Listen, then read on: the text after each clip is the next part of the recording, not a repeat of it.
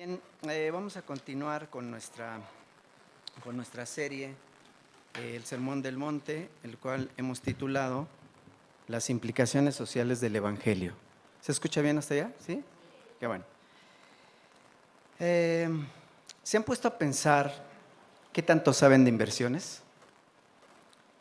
¿No? Algunos ejemplos que me vienen a la mente son CETES, bienes raíces, ¿no? Inmuebles, algún producto, en fin. ¿Han oído hablar del Bitcoin? Creo que está ahorita en todos lados, se escucha eso, ¿no? La verdad es que no conozco muy bien eso, ¿no? Pero entiendo que es una moneda virtual, ¿no? Con la cual se pueden hacer negocios, ¿no? en Internet. Y pues tiene mucho auge en este tiempo.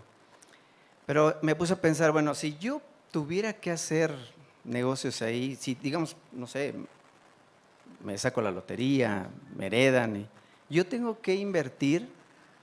Si lo hiciera a través de eso, creo que tendría que investigar y tenía que conocer, tendría que saber exactamente de qué se trata. ¿Están de acuerdo? O sea, porque es importante, ¿no? Saber qué vamos a invertir, dónde lo vamos a invertir, en fin. Tendríamos que saber bien qué es lo que vamos a hacer con esa inversión. Vivimos en una sociedad muy acelerada, cambiante, y seamos creyentes o no, todos interactuamos entre nosotros. Hacemos negocios, trabajamos juntos, en fin. Es muy importante en qué podemos invertir nuestro tiempo y nuestros esfuerzos. En qué invertimos el enfoque que tenemos. Y saber qué opciones tenemos. De esto es lo que vamos a estar hablando en esta tarde. En el Sermón del Monte Jesús nos habla de esto. Vayamos al texto de hoy que se encuentra en Mateo 6:19. Dice la palabra de Dios: no almacenes tesoros aquí en la tierra, donde las polillas se lo comen y el óxido lo destruye, y donde los ladrones entran y roban. Almacena tus tesoros en el cielo, donde las polillas y el óxido no pueden destruir, y los ladrones no entran a robar. Donde esté tu tesoro, allí estarán también los deseos de tu corazón. Tu ojo es como una lámpara que da luz a tu cuerpo. Cuando tu ojo está sano, todo tu cuerpo está lleno de luz. Pero cuando tu ojo está enfermo, todo tu cuerpo está lleno de oscuridad. Y si la luz que crees tener en realidad es oscuridad, qué densa es esa oscuridad. Nadie puede servir a dos amos, pues odiará a uno y amará al otro. Será leal con uno y despreciará al otro. No se puede servir a Dios y estar esclavizado al dinero. Wow, y lo que acabamos de escuchar en Eclesiastés nos habló muy claramente de esto, ¿no? Bien, a este sermón le he titulado ¿dónde deberíamos invertir? Y me apoyaré en estos 3 puntos: intereses terrenales, punto número 1; punto número 2, dirección y atención; y punto número 3, 2 alternativas. Punto número 1, intereses terrenales. Hermanos, me gustaría que pensaran en este ejemplo. Si yo les mostrara ahora una bolsa y escogiera alguno de ustedes 3 y le dijera, tú, vengan, y ¿quién de ustedes me cambia 500 pesos por lo que hay en el interior de esta bolsa? Interesante, ¿no? Aquí veo algunos escenarios, ¿no? Uno tal vez de estos 3 que escogiera diría, seguro eso que está ahí adentro es mucho más. Normalmente así ¿no? Esto que está aquí adentro es jugoso. Ahora, si eso sucede, aquí hay otras opciones. Si el monto de la bolsa es mucho mayor, digamos 10,000 pesos, 50,000 pesos, el que eligiera esa opción, ¿qué pasaría? Se sentiría muy bien, ¿no? ¡Wow! 10,000 pesitos, o mejor 50,000, ¿no? Resolverían muchas cosas. Pero si la cantidad de la bolsa es solo un poco mayor o solo un poco menor, o sea, hay una variación, digamos, 450, ¿no? Lo que el valor de la bolsa contiene, o 550, ¿qué pasaría con esa persona? Se sentiría decepcionada, ¿no? Diría, bueno, al menos ganó 50 pesos, ¿no? O perdió 50, ¿no? Pero bueno, se sentiría desilusionado. Y si es por, digamos, un peso, ¿no? Me dieron 500 y aquí en la bolsa había un peso. ¿Qué diría él? Perdí 499 pesos, ¿no? Bueno, ¿y qué dirían los demás? ¿No? Porque aquí no hay otra opción, ¿no? ¿Qué pasaría? Si el monto es mayor, o sea, los 10,000 o 50,000, ¿qué dirían los demás? Oh, ¿por qué no me escogió, no? O diría, si el monto es menor, dirían, ¡ay, qué bueno que no me escogió!, ¿no? O quizá dirían algunos, a ver, ya ven, eso le pasa por ambicioso, ¿eh? O otros pensarían, ¡ay, cómo le gusta a la gente ganar dinero así fácilmente!, ¿no? Otros, ¿no?, más estrictos dirían, ¿cómo les gusta exponer su patrimonio? Bueno, en estos juegos, ¿están de acuerdo que se develan muchas cosas de nuestro interior? Se develan de nosotros la ambición sobre las cosas terrenales. En el pasaje, Jesús habla sobre los valores que nos mueven en este mundo y que muchas veces ponemos más atención en las cosas materiales sin darnos cuenta de que todas esas cosas son pasajeras, que despiertan la codicia, despiertan los bajos instintos del ser humano. Los creyentes vivimos bajo la conciencia de este mundo material, tangible, con la esperanza de una nueva tierra en la que hemos creído, pero no podemos ver y no podemos tocar. Quienes hemos puesto nuestra fe en Cristo esperamos ir algún día cuando Dios nos llame a su presencia. Pero los cristianos tenemos un problema. Hemos creído en Cristo, sin embargo, nuestra humanidad, ¿qué pasa? Nos lleva todo el tiempo a anhelar y a confiar en lo material de este mundo. Los no creyentes tienen otro problema. Viven igual en un mundo material tangible, pero sin esperanza de a dónde ir el día que partan de este mundo. Y están de acuerdo, ¿no? Si hay personas a quienes les vaya bien económicamente, les cuesta mucho trabajo, ¿no? Dicen, pues mi situación está resuelta. Entonces es difícil para ellos poner su fe en algo que no pueden ver o que ni siquiera creen. Entonces, ¿y qué podemos hacer nosotros los creyentes? Primero, tenemos que estar conscientes que somos pecadores. Ese es un problema que creo todos o la mayoría tenemos, ¿no? A mí me costó mucho trabajo aceptar que era yo pecador. Yo decía, bueno, pues ya estoy siendo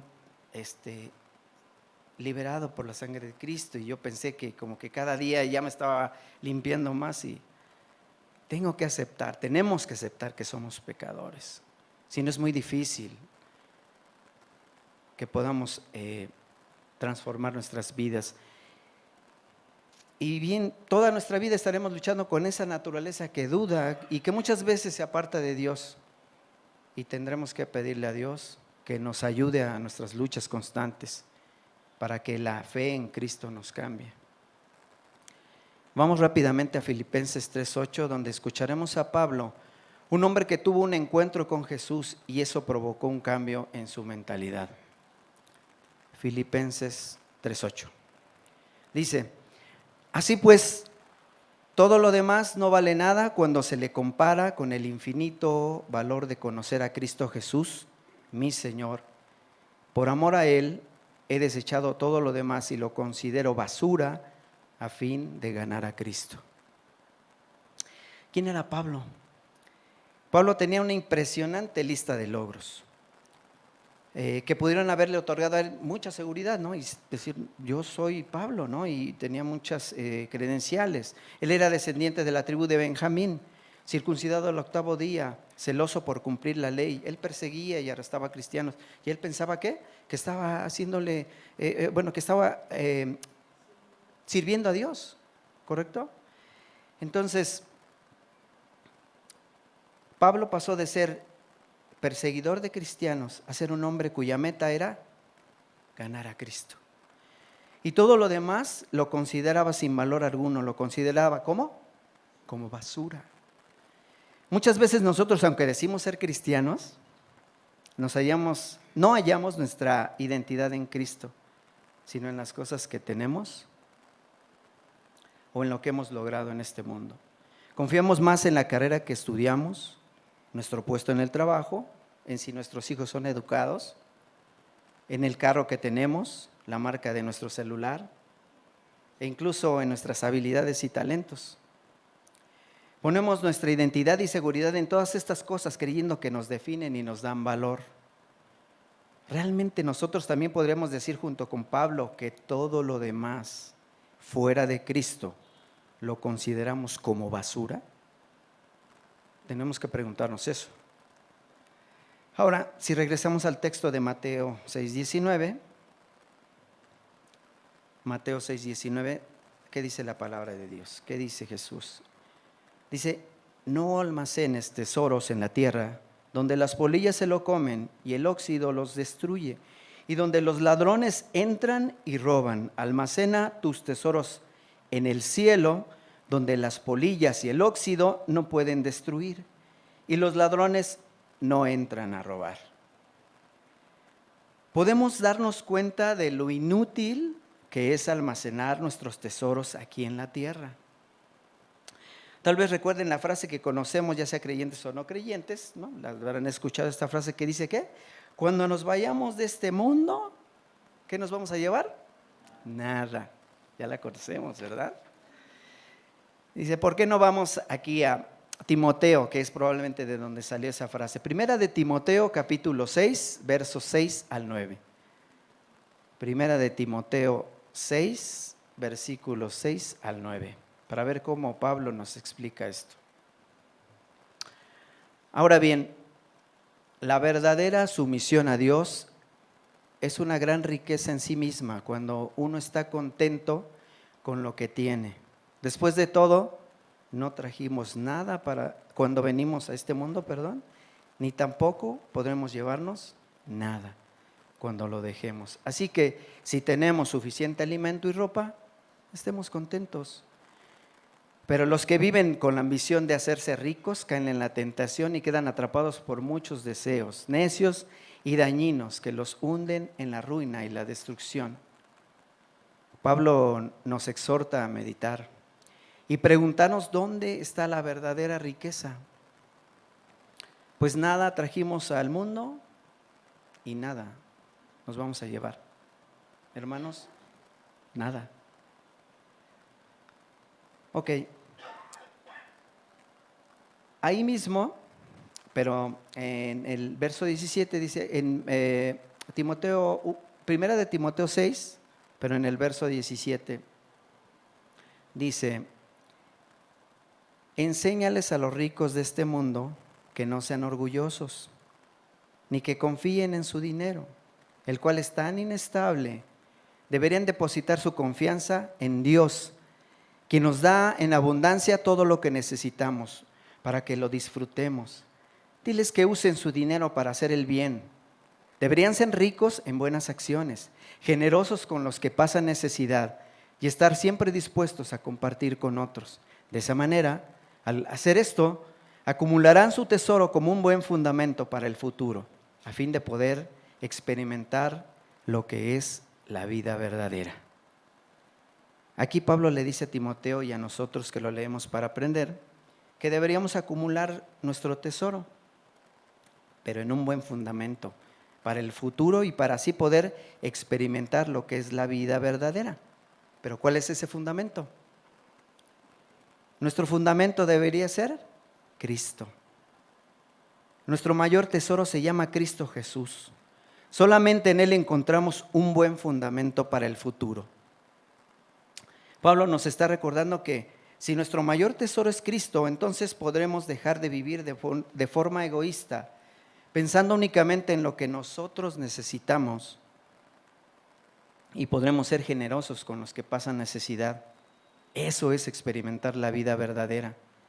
Experimentar a Cristo y recordar que su vida fue una vida en servicio al prójimo. Él vino a cubrir las necesidades de los más vulnerables, dentro de los cuales nos encontramos nosotros. ¿Se dan cuenta de las implicaciones sociales del evangelio que predicamos? Esta vida no se trata de cumplir nuestros planes y nuestros deseos egoístas, sino de vivir sirviendo a los demás como lo hizo Cristo. A la luz de lo que Cristo hizo por nosotros, es que podemos desear servir a los más necesitados. Esa es la vida verdadera, a la que los cristianos podemos aspirar. Y no tenemos que esperar hasta que Dios nos llame a cuentas. Podemos hacerlo hoy. Podemos ayudar a nuestro prójimo hoy. ¿Están de acuerdo? Ahora, regresemos a lo que dice Mateo, a Mateo 6:21. Mateo capítulo 6, versículo 21. ¿Qué pasa con este tesoro del que estamos hablando? Dice: donde esté tu tesoro, allí estará también los deseos ¿de quién? De tu corazón. ¿A qué se referirá Jesús cuando nos habla de nuestro corazón? ¿A ese órgano que bombea sangre a todos nuestros órganos? Cuando la Biblia nos habla de nuestro corazón, no se refiere al órgano que se encarga de bombear la sangre a nuestro cuerpo, sino del centro del control de nuestra vida, donde se albergan nuestros sentimientos, deseos y de donde surgen nuestras acciones y pensamientos. Si nuestro tesoro está en algo de este mundo, ese algo o ese alguien dirigirá nuestros pensamientos y nuestras acciones. En otras palabras, nos esclavizará. Si tu tesoro está en el puesto de trabajo que tienes, entonces te la pasarás hablando de eso. ¿Conoces personas que lo primero que hacen cuando los conoces es que te dicen en qué trabajan? Pues están pensando, ¿verdad? Todo el tiempo en eso. Entonces eso dirigirá también sus intenciones. Y si por ejemplo estás pensando que es tu puesto de trabajo, por ejemplo, ¿no? Estaremos preocupados todo el tiempo, ¿no? Pensando, y me ha pasado, pensar en qué va a pasar el día de mañana con mi puesto, ¿no? Y quizá alguno haría lo que sea con tal de conservarlo. Entonces, eso nos esclavizaría. Ahora, si tu tesoro está en la educación de tus hijos, ¿no? De que quieres que sean quizá como tú o que sean como tú anhelas que sean, ¿no? Quizá te la pases siendo estricto con ellos y quieras que sean como tú quieres que sean, ¿no? Y en eso crees que puedes apoyarte, ¿no? Y entonces, ahora, ¿está mal que amemos entonces nuestro trabajo? ¿Está mal que cuidemos la educación de nuestros hijos? De ninguna manera. Dios nos ha dado todas las cosas que tenemos. Lo malo está en la actitud que nuestro corazón toma ante estas cosas.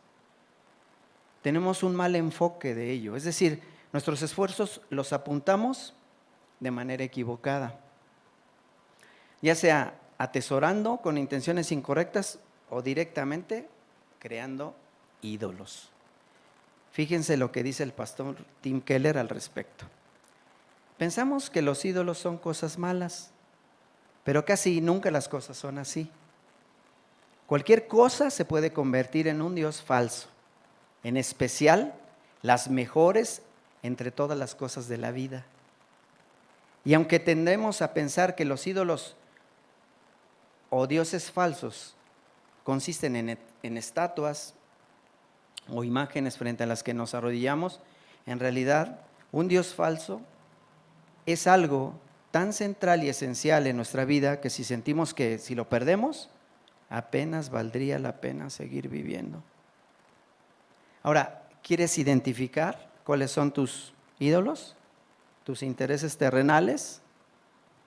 Pregúntate, ¿en qué gastas tu tiempo? ¿En qué gastas tu dinero? Pregúntate en qué gastas tu esfuerzo, en qué lo estás gastando. ¿Se dan cuenta? Nuestra brújula o GPS no está funcionando correctamente.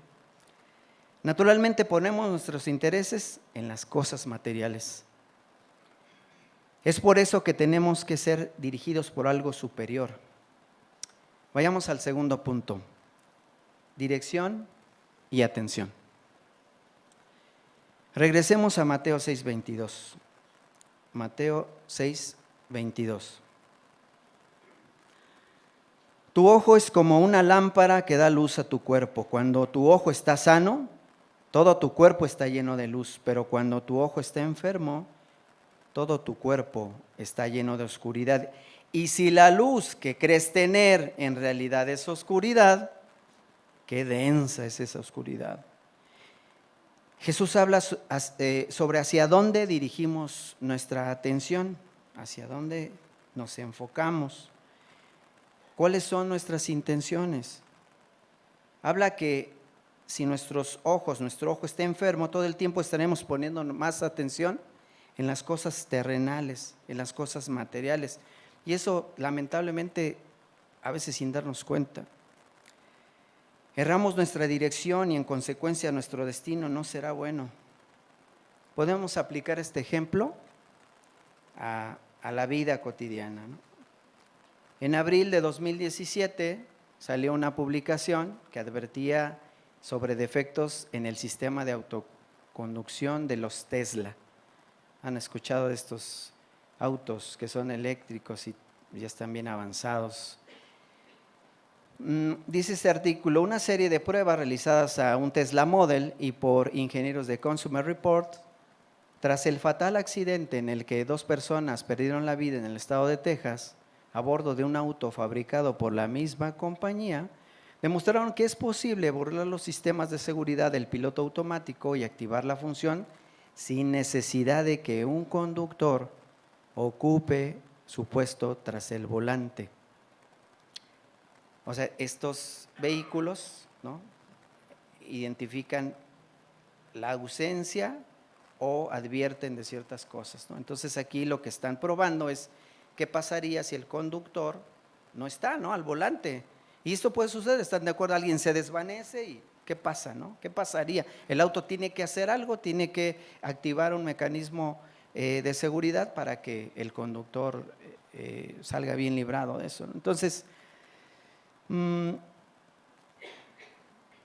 dice aquí, a pesar de que el régimen de autoconducción logró navegar sin inconvenientes entre los carriles de la pista de pruebas, el sistema no solo no se aseguró de que el conductor estuviera prestando atención,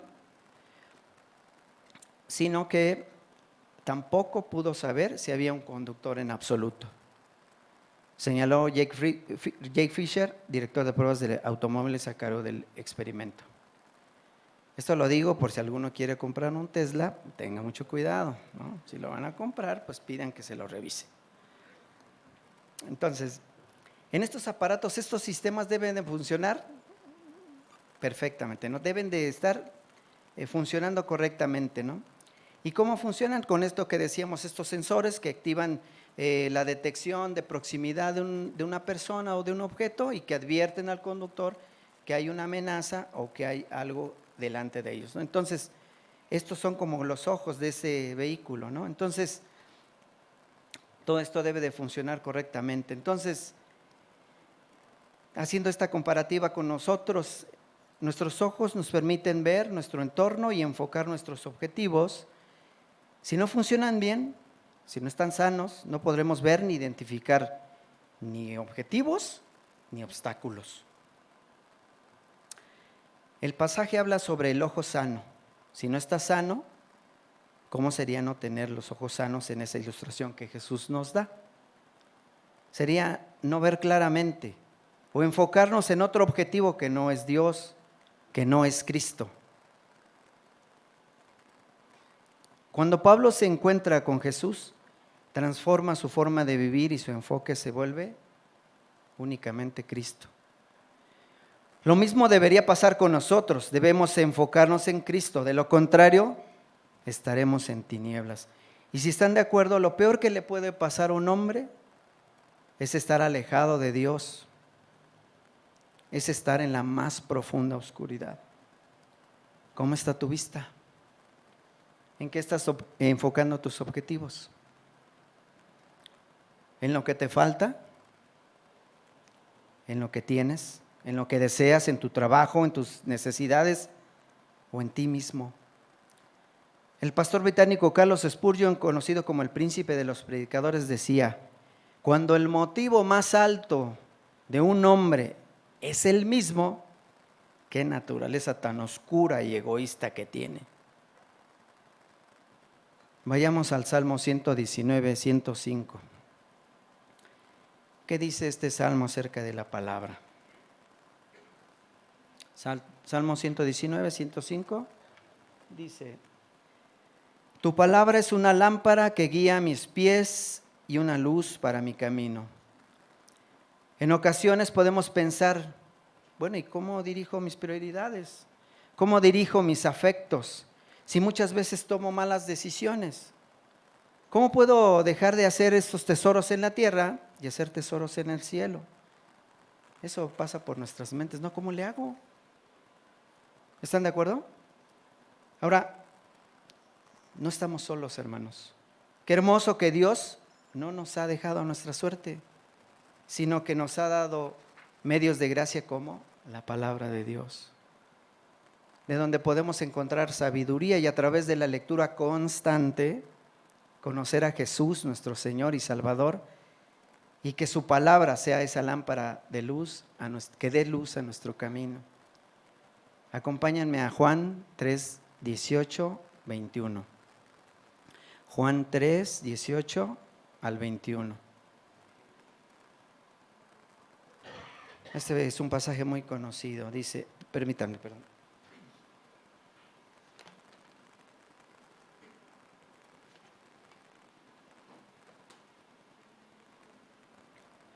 Ya estamos ahí. Dice, no hay condenación para todo el que cree en Él, pero todo el que no cree en Él ya ha sido condenado por no haber creído en el Hijo único de Dios. Esta condenación se basa en el siguiente hecho: la luz de Dios llegó al mundo, pero la gente amó más las tinieblas que la luz, porque sus acciones eran malvadas. Todos los que hacen el mal odian la luz y se niegan a acercarse a ella porque temen que sus pecados queden al descubierto. Pero los que hacen lo correcto se acercan a la luz para que otros puedan ver que están haciendo lo que Dios quiere. Entonces, la oscuridad en nosotros se refiere a esas intenciones, ¿verdad? A nuestro pecado, a todo lo que impide que nos demos cuenta de nuestra condición caída. O tenemos tan alto nuestro ego que no vemos más allá de nosotros. Ahí escuché una frase que dice: no hay paquete más pequeño que un hombre envuelto en sí mismo. Y si hay luz en nosotros, hay esperanza y nuestro caminar es seguro. La luz no nos gusta porque nos demuestra cómo somos en verdad. Y eso nos avergüenza delante de los demás. Por eso preferimos el pecado, la oscuridad, ocultarnos en lugar de la verdad y la luz de Cristo, que nos recuerda que tenemos que arrepentirnos de nuestros pecados, pero al mismo tiempo nos recuerda que somos amados y aceptados, y por eso Cristo vino a vivir y a morir por nosotros, hermanos. Deberíamos preguntarnos, ¿cuál es el enfoque en mi vida? ¿Cuál es el enfoque en tu vida, hermano? ¿Vives apoyado en tus cualidades o en ti mismo? ¿Qué haces ante las decisiones que se te plantean en el día? Déjame decirte que si estamos apoyados en nosotros mismos y en nosotros no hay luz, estamos en problemas. Sin embargo, ¿no te parece maravilloso que en medio de un mundo de oscuridad que pone al hombre en el centro, que nos aleja de Dios y en el que nosotros mismos lo rechazamos, Dios en su infinito amor y misericordia nos ha enviado a su Hijo Jesucristo? Nos ha dado la comunión con otros creyentes y otra vez nos dejó su palabra. Dejemos que su palabra sea luz a nuestros pasos. Y aquí podemos pensar que el hecho de leer de usar los otros medios de gracia como la predicación, la oración, etcétera, esas sean la solución, ¿no? O sea, no quiere decir que porque leas mucho la palabra, que ores mucho, que es bueno, eso es bueno, pero esa no es la solución. Si estos medios de gracia no nos llevan a Cristo, estamos cerrando algo, ¿no? Los medios de gracia nos llevan a Cristo y nos tienen que llevar a Cristo. Él es el camino, la verdad y la vida.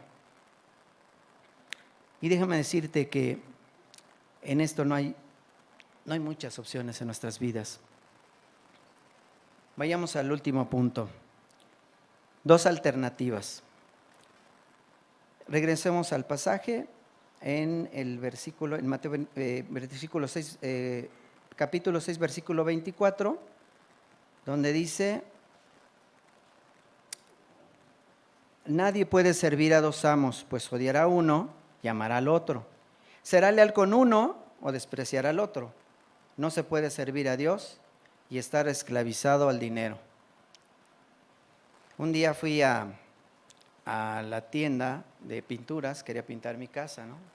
Todos han pintado su casa en alguna ocasión. Entonces llego con el que está despachando ahí en la tienda de pinturas y le digo: caballero, necesito un galón de pintura. ¿De qué color? Y le dije: verde. Y me dice: ok. Y saca un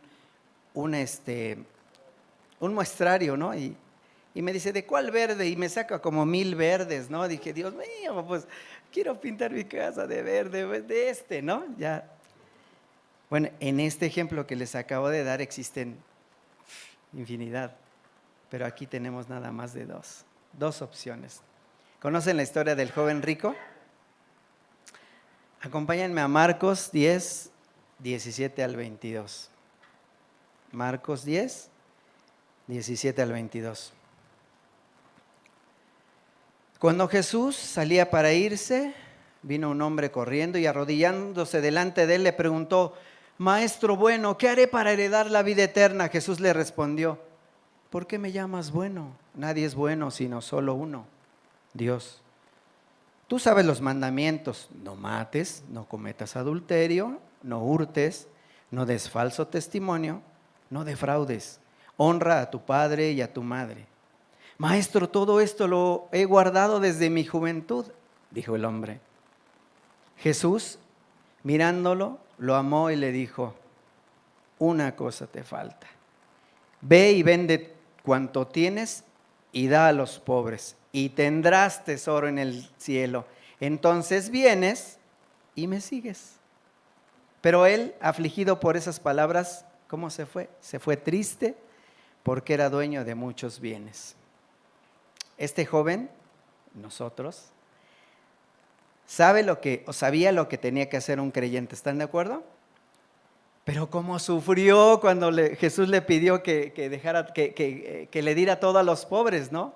Ahora, quizá tú y yo podemos pensar: no, pues yo no haría eso, ¿no? Yo creo que haríamos lo mismo, ¿no? Nos sentiríamos tristes si Dios te pide un día: vende todo lo que tienes y dalo a los pobres. O sea, es algo importante, ¿no? Y es algo muy grande. Pero bueno, decimos que confiamos en Cristo, pero ¿nuestra vida refleja que creemos en Cristo? A ver, ¿no encuentras trabajo y estás convencido de que es por la voluntad de Dios y que a su tiempo Él te lo dará? ¿O no? ¿Vives en paz? Tus vecinos pueden decir de ti: no, ese vecino se ve que es cristiano, ¿no? No se mete con nadie, pero no te metes con nadie. ¿Por qué? Porque dices: ay, no, yo no me... No, fuchi, ¿no? ¿Cómo vives? ¿Cuál es tu forma de vivir? Ahora, ¿cómo son tus relaciones familiares? ¿Eres respetuoso de tus padres? ¿O te la pasas peleándote con ellos y cuestionándolos? Ahora, con tu esposo, con tu esposa, ¿no? Estás buscando maneras de cómo servirle, ¿no? ¿Cómo le hago? ¿Cómo le hago? ¿Cómo le sirvo? ¿Cómo le ayudo? ¿Cómo no? ¿En eso estás? ¿Diezmas? Ups. ¿Ofrendas? Ups. O dices, ya cuando me vaya mejor, ahí ya voy a empezar a ofrendar o a diezmar. El cristiano no es solamente aquel que cree en Dios, sino aquel que confía en Cristo en cada área de su vida. Aquel que opta por confiar en las riquezas, su ruina o tristeza al final están seguras. ¿Y qué dice la palabra sobre el amor al dinero? Vamos a Eclesiastés 5, 10 y 11. Eclesiastés 5, 10 y 11. Correcto. Los que aman el dinero nunca tienen suficiente. Qué absurdo es pensar que las riquezas traen verdadera felicidad. Cuando más tengas, más se te acercará la gente para ayudarte a gastarlo. Por lo tanto, ¿de qué sirven las riquezas? Quizás solo para ver cómo se escapan de las manos. Nunca vi un cortejo fúnebre y atrás de él un camión de mudanza. Otra vez, nada nos vamos a llevar de este mundo, hermanos. Si estamos aquí de paso y nuestro hogar es el cielo, deberíamos considerar de manera importante hacer depósitos allá. Porque nada nos hace en este mundo. Siempre queremos un poquito más, algo más, mucho más. Ahora, ¿cuál es el problema? Que si nuestro objetivo son las riquezas, en el dinero solo encontraremos dolor y sufrimiento. Y más nos valdría estar conscientes de que no todo se compra con dinero. Y en la pandemia lo vimos muy claramente, ¿no? Mucha gente quería pagar oxígeno, ¿no? A lo que fuera, al precio que fuera. Y si no había, no había, ¿no? Aunque tuvieran mucho dinero. Entonces tenemos dos alternativas: confiar en nosotros mismos, en nuestras posesiones, en lo que podemos lograr en este mundo, o la otra opción es confiar en lo que Cristo ya hizo por nosotros, hermanos. Sin embargo, ya dijimos que aunque decimos ser cristianos, muy pocas veces basamos nuestra identidad en lo que somos en Cristo. Pero entonces, ¿cuál es la solución? Nosotros naturalmente no podemos poner nuestra confianza en Cristo. Confiamos en nuestra riqueza, en nuestro éxito profesional, en nuestra salud, en lo que opinen los demás de nosotros. Pero Cristo, siendo en forma de Dios, no se aferró a eso. Y vino a este mundo perdiéndolo todo, humillándose para que nosotros podamos dejar de confiar en las cosas de este mundo y confiar en Él. Segunda de Corintios 8, 7 al 9. Segunda de Corintios 8, 7 al 9.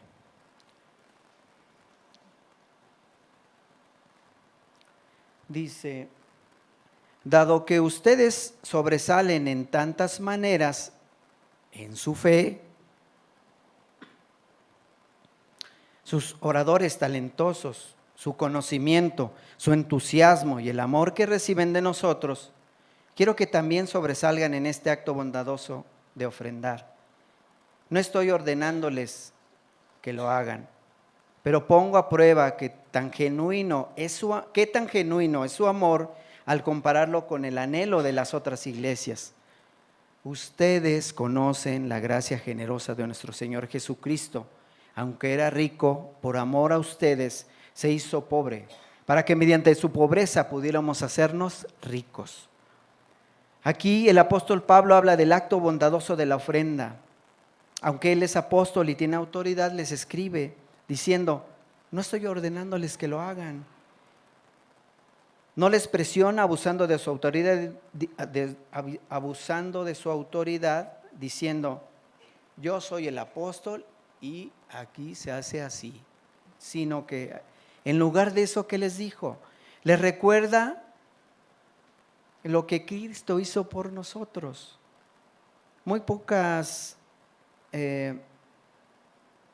Le recuerda lo que Cristo hizo por nosotros, ¿qué hizo por nosotros? Aunque Él era rico, Cristo era rico, por amor a nosotros se hizo pobre, para que mediante su pobreza pudieran hacernos ricos. Jesús, el Dios hecho hombre, tenía riquezas infinitas, pero si se hubiera aferrado a ellas, nosotros habríamos muerto en nuestra pobreza espiritual. Tenía que escoger. Si Él, siendo rico, nosotros moriríamos pobres. Si Él moría pobre, nosotros nos volveríamos ricos. Nuestros pecados no serían perdonados y nunca seríamos admitidos en la familia de Dios. Jesús renunció a todos sus tesoros porque somos el pueblo que Él atesora. Solamente Cristo podrá convertirse en nuestro tesoro cuando lo vemos morir por nosotros para convertirnos en su tesoro. Atender esto hará que Él se vuelva nuestro tesoro. Parece un juego de palabras, ¿verdad? El dinero dejará de ser la moneda de cambio de nuestra importancia y nuestra seguridad. Así podremos ser generosos y bendecir a los demás con lo que tenemos. La cruz de Cristo nos demuestra que Dios cuida de nosotros y nos da la seguridad que necesitamos. La fe en el Evangelio es la que reestructura nuestras motivaciones, nuestra comprensión sobre nosotros mismos y nuestra identidad. La fe en el Evangelio es lo que reestructura nuestro corazón. Ya escuchamos dónde invertir. Buscar el reino de Dios, buscar encontrarnos con Jesús, abrazar el Evangelio, orar en todo tiempo, administrar de manera correcta nuestros bienes en la tierra y honrar a Dios con ellos. Honrar a Dios no por obtener algo, sino por lo que ya hemos recibido, y en gratitud amar al prójimo, ofrendar nuestro tiempo, dinero y esfuerzo para el extendimiento del reino de Dios en esta ciudad. Esa es una inversión segura. El Evangelio que se nos ofrece no cuesta, no se compra con dinero. No es una carrera de tiempo ni distancia, es ir a Cristo una y otra vez, estar conscientes de nuestro pecado y arrepentirnos, invertir correctamente nuestros bienes y recursos, nuestro tiempo en el reino de Dios. Ya vimos que debemos ser ricos en buenas acciones, no por obligación, no por este sermón, hermanos, sino por estar convencidos y poniendo nuestra fe en gratitud por la salvación que se nos ha dado en Cristo Jesús.